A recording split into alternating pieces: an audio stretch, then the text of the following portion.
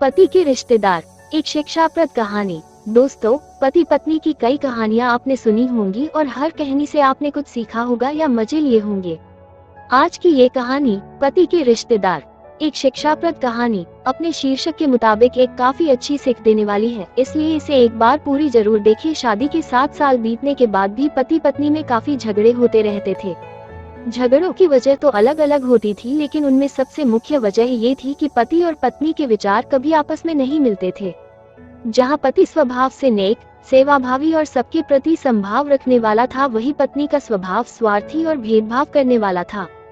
पति पत्नी के स्वभाव और उसके व्यवहार से तंग आ गया था। वो हमेशा कोशिश करता रहता है कि पत्नी का आचरण और स्वभाव में किसी तरह बदलाव आए। पत्नी अपने ससुराल साइड के रिश्तेदारों के साथ कभी सीधे मुंह बात ना करती। कई लोग उसके खराब व्यवहार के कारण नाराज हो जाते, लेकिन पत्नी उसकी भी परवाह नहीं करती।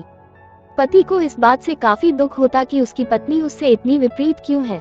परेशान हो चुके पति ने अब खुद ही परिस्थिति को सुधारने का मन बनाया और एक प्लान बनाया। अगले दिन पति ने पत्नी से कहा, सुनो कम्मो, मैं सोच रहा था कि मम्मी पापा, मम्मी, बहन, भाई और उनके बच्चों को घर पर इनवाइट कर लेता हूँ। काफी समय हो गया उनसे मिले हुए। इसी बहाने उसने मिल भी लेंगे और उनके साथ थोड़ा समय बिताने के लिए भी मिल जाएगा। तुम क्या कहती हो? पत्नी के चेहरे से साफ दिख रहा था कि इसे ये आइडिया पसंद नहीं आया, लेकिन उसने पति का मन रखने के लिए बेमन से हाँ कह दिया।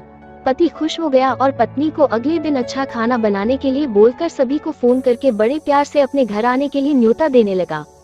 जब पति फोन पर बिजी था तो पत्नी सोच रही थी, ये आदमी भी न अपने फालतू के कामों से बाज नहीं आएगा। क्या जरूरत है सबको घर पर बुलाने की? सब मेरे घर आएंगे और राजाओं की तरह ऑर्डर करेंगे और मैं दासी की तरह उनकी सेवा करूंगी। नहीं नहीं, मैं ऐसा नहीं होने दूंगी।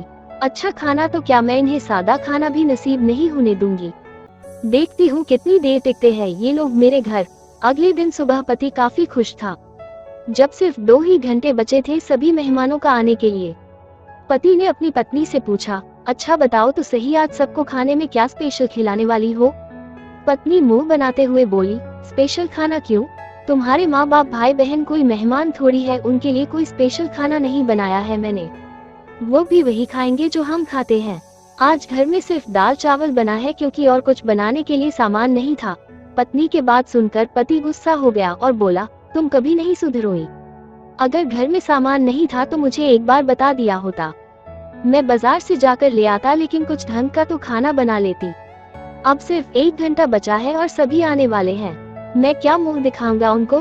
तुम ही रहो यहाँ, मैं तो जा रहा हूँ, उनके जाने के बाद ही वापस आऊँ, कहकर पति घर के बाहर चला गया।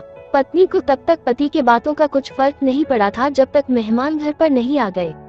और जैसे ही सब मेहमान घर पर आए तो पत्नी के होश उड़ गए, क्योंकि भाई बहन, माँ बाप और बच्चे वो उसके पति के सैदवाले नहीं बल्कि खुद उसी के थे।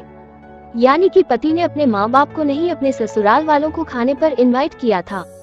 पत्नी अब काफी परेशान हो गई, क्योंकि अपने ससुराल वालों को परेशान करने के लिए न सिर्फ उसने सादा खाना बनाया था, बल्कि खाने में ज्यादा नमक और मिर्च भी डालकर रखा था। अपने माइक्रो वालों को सामने देखकर पत्नी हाथ मलने लगी। थोड़ा सोचने के बाद पत्नी ने अपने पति को फोन मिलाया और कहा, तुमने मुझे पहले क्यों नहीं बताया कि मेरे मम्मी पापा और भाई बहन आने वाले हैं? तुम पहले बता देते तो मैं अच्छा खाना उनके लिए बनाती। पति ने कहा, मैंने वही बताया जो मैं मानता हूँ। मैंने कभी तुम्हारे परिवार वालों को पराया नहीं समझा और तुमने कभी मेरे परिवार वालों को अपना नहीं माना।